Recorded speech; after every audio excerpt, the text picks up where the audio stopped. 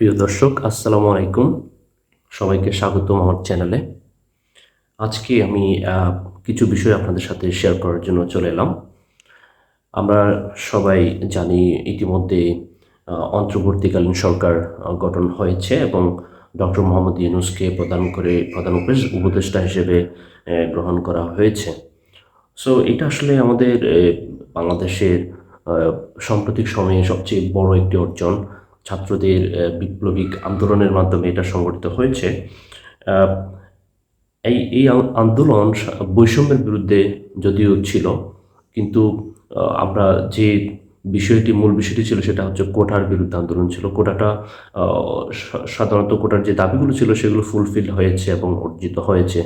কিন্তু বৈষম্য কি শুধু কোটাই ছিল? না, বাংলাদেশের বৈষম্যের শেষ নেই এখানে। বাংলাদেশের আপনি যেই দিকেই তাকাবেন, যেই সেক্টরে তাকাবেন, সব দিকেই বৈষম্যে ভরপুর।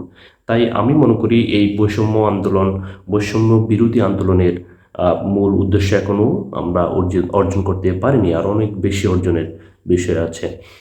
তাই আমি ব্যক্তিগতভাবে চাইব এই সরকার কিছুদিন স্টে করুক এবং বাংলাদেশকে বর্তমান সামাজিক যে অস্থিরতা এবং দুর্নীতি, তারপরে প্রত্যেকটি সেক্টরে দুর্নীতি, টাকা পাচার, অর্থনৈতিক অর্থনৈতিক আহ, অ- যে ইকোনমিক সেক্টর, যে খাতগুলো আছে, বিভিন্ন গুরুত্বপূর্ণ খাতগুলো একদম প্রায় ধ্বংসপ্রাপ্ত। Foreign reserve extremely depleting.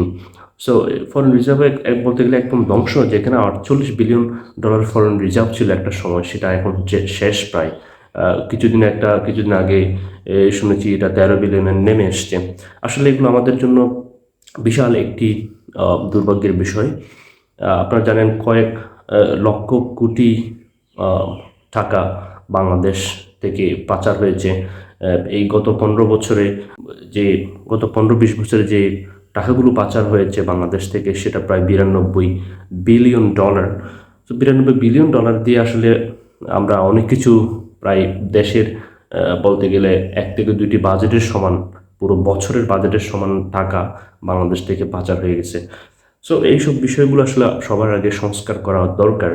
সংস্কার বলতে গেলে আমি এগুলো বিচার করতে চাইবো। বড় বড় যে শিল্প প্রতিষ্ঠানগুলো এসছে, যেগুলোতে জড়িত টাকা পাচারের ক্ষেত্রে বড় বড় শিল্প প্রতিষ্ঠানগুলো জড়িত, সবাই সবার আগে সেই প্রতিষ্ঠানগুলোর সম্পদ বাজেয়াপ্ত করে, এই যে টাকা পাচার করেছে বাংলাদেশ থেকে এবং ঋণ খেলাপি হয়েছে সেসব প্রতিষ্ঠানগুলোর সম্পদ বাজেয়াপ্ত করে এবং তাদের সেই সম্পদ গুলো এনকেশ করে দেশের অর্থনৈতিক উন্নয়নের কাজে লাগানো সবার আগে জরুরি।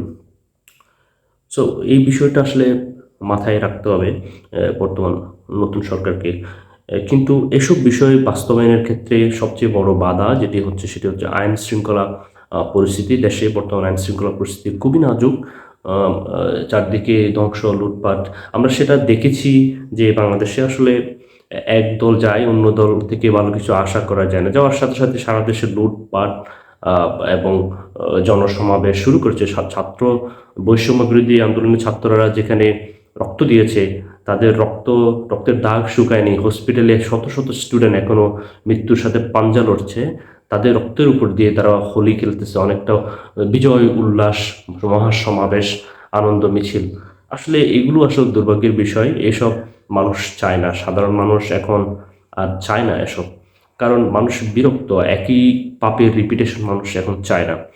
সো আমি যে বিষয়টি আসলে খুব বেশি করে চাইব, সবার আগে আহ, শান্তি শৃঙ্খলা ফেরার জন্য বাংলাদেশের যতগুলো পাবলিক বিশ্ববিদ্যালয়, স্কুল, কলেজ আছে সেগুলোকে সম্পূর্ণভাবে ছাত্র রাজনীতি এবং শিক্ষক রাজনীতি নিষিদ্ধ করতে হবে। ছাত্র রাজনীতির পাশাপাশি শিক্ষক রাজনীতি খুবই জরুরি, কারণ শিক্ষকরা নিয়োগ বাণিজ্য এবং বিভিন্ন ফেভারের জন্য তারা রাজনীতির আশ্রয় নিয়ে থাকে। তারা বাধ্য হয়ে রাজনীতির আশ্রয় নেয়। শুধু ছাত্রদের রাজনীতি মুক্ত করলে হবে না, শিক্ষকরাও কিন্তু রাজনীতিক বিভিন্ন আদর্শ মতবাদে বিভক্ত, তাদেরকেও রাজনীতি মুক্ত করতে হবে। বিশেষ করে আমি বলবো বাংলাদেশে যে বড় বড় বিশ্ববিদ্যালয় আছে, ইতিমধ্যে আমরা দেখেছি বুয়েট, চুয়েট, কুয়েট, রুয়েট, এরা ছাত্র রাজনীতির নিষিদ্ধের ঘোষণা দিয়েছে। কিন্তু আপনি দেখবেন বাংলাদেশের বড় বিশ্ববিদ্যালয় বলতে ঢাকা বিশ্ববিদ্যালয়, রাজশাহী বিশ্ববিদ্যালয়, চট্টগ্রাম বিশ্ববিদ্যালয়, জাহাঙ্গীরনগর বিশ্ববিদ্যালয়, এ সমস্ত বড় বড় যে বিশ্ববিদ্যালয়গুলো আছে সেখানে এখনো রাজনীতি নিষিদ্ধের কোনো আমরা কোনো সুখবর পাচ্ছি না। কিন্তু সেগুলো যদি করতে হয় সবার আগেই স্টুডেন্টরা ক্যাম্পাসে ফিরতে হবে। ক্যাম্পাসে ফিরে সুষ্ঠু একটা পরিবেশের জন্য সবার আগে ছাত্র রাজনীতি প্রজ্ঞাপন জারি করে আনুষ্ঠানিকভাবে ছাত্র রাজনীতি নিষিদ্ধ করতে হবে। এটা হচ্ছে আমার প্রথম দাবি। দ্বিতীয় দাবি হচ্ছে বাক স্বাধীনতা প্রতিস্থাপন। দীর্ঘ 15 বছর ধরে সবাই একটি দলের পক্ষ হয়ে নেতাদের পিছু পিছু অনেকটা পেটোয়া বাহিনীর মতো তাদের গুণগান গেয়েছে। অন্য কেউ যদি তাদের সমালোচনা করে, সরকারের কোনো সিদ্ধান্তের সমালোচনা করলে তাকে ধরপাকড়, বিভিন্ন হেনস্থার শিকার হতে হয়েছে। এই সমস্ত বিষয়গুলো যেন বাংলাদেশে আর না ঘটে। মানুষ এগুলো চায় না। মানুষ সুস্থভাবে মুক্ত পাখির মতো কথা বলতে চায়, সমালোচনা করতে চায়। মানুষ ভালোকে ভালো বলতে চায়, খারাপকে খারাপ বলতে চায়। এই বাক স্বাধীনতা সবার আগে পুনঃস্থাপন করতে হবে। এখানে বিভিন্ন মতের মানুষ আছে, কিন্তু প্রত্যেকটা মতামতের একটা রেসপেক্ট দিতে হবে। রেসপেক্ট দেওয়ার মাধ্যমে আমরা বাক স্বাধীনতা স্থাপন করতে পারি। দ্বিতীয়ত আরেকটি 3 নম্বর, আমার এই বিষয়টা হচ্ছে দ্বিতীয়, এবং আমার 3 নম্বর যে দাবি, সেই 3 নম্বর দাবিটা হচ্ছে আমাদের সমাজে একটি দাসত্বের উপস্থিতি রয়েছে। সেই দীর্ঘদিন ধরে আমরা বিভিন্ন সরকার বা শোষণ নিপীড়নের শিকার হতে হতে আমাদের একটা মানসিকভাবে একটা দাসত্বের রূপ নিয়েছে বিভিন্ন কারণে। দেখবেন আপনি যেই সরকারই আসুক না কেন, একটা দাসত্ব বা স্লেভারি টাইপের একটা মেন্টালিটির কিছু মানুষ আগমন ঘটে। তারা দেখবেন একদম কোনো কেউ ক্ষমতায় আসলে তার পিছিয়ে পিছিয়ে এমনভাবে চাটুকারিতা শুরু করবে, তার জন্মই হয়েছে চাটুকারিতা করার, এমন একটা মনোভাব। সে সঠিককে সঠিক বলবে না, বা খারাপকে খারাপ বলবে না, ভালোকে ভালো বলবে না, কারণ শুধু সে চাইবে সে তার মনিবকে খুশি করতে। এটা বলতে গেলে একটা মধ্যযুগীয় মেন্টালিটি। তার মনিবকে খুশি করার জন্য সে খারাপটা খারাপ বলবে না, আর ভালোকে ভালো বলবে না। সবসময় সে চাটুকারি দিয়ে পদলেহন করে করে অনেকটা বুটলিকার্স টাইপের শ্রেণীর মানুষ এগুলা। আমাদের সমাজ থেকে এগুলোকে চিহ্নিত করতে হবে। দলান্ধ, ধর্মান্ধ এসব এসব লোকই কিন্তু সবচেয়ে বেশি চাটুকার, এবং তারা অনেকটা দাসত্বের শিকার। এই দাসত্ব শ্রেণীকে সমাজ থেকে বিতাড়িত করতে হবে।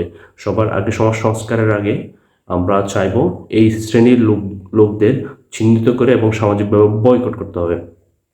সো এইসব বিষয়, এই 3টি বিষয় যেটা আমি আবার একটু আলোকপাত করবো, রিপিট করব। প্রথমত, বিশ্ববিদ্যালয় থেকে এবং শিক্ষা প্রতিষ্ঠান থেকে শিক্ষক এবং ছাত্রের রাজনীতি সবার আগে নিষিদ্ধ করতে হবে। দ্বিতীয়ত,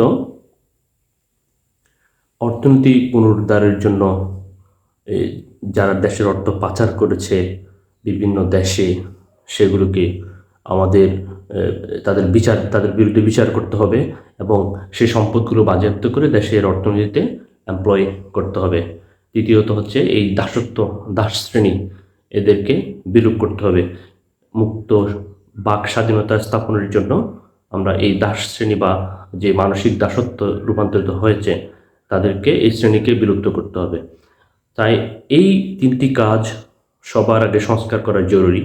এই 3টি কাজ সংস্কারের জন্য আমরা চাই অন্তর্বর্তীকালীন সরকার আরও কিছুদিন স্টে করুক এবং দেশকে একটা সামগ্রিক পরিস্থিতির মধ্যে নিয়ে আসুক। এর মাধ্যমে একটা গণতান্ত্রিক উপায়ে নির্বাচন হবে এবং তারপরে সরকার অন্য কোনো গণতান্ত্রিক সরকারকে হস্তান্তর করবে। ডক্টর ইউনূস আমাদের সবার শ্রদ্ধেয় এবং সবচেয়ে সর্বজন গৃহীত এবং ওয়াইডলি এক্সপেরিয়েন্সড একজন পার্সন। তার উপর আমরা বিশ্বাস রাখতেই পারি।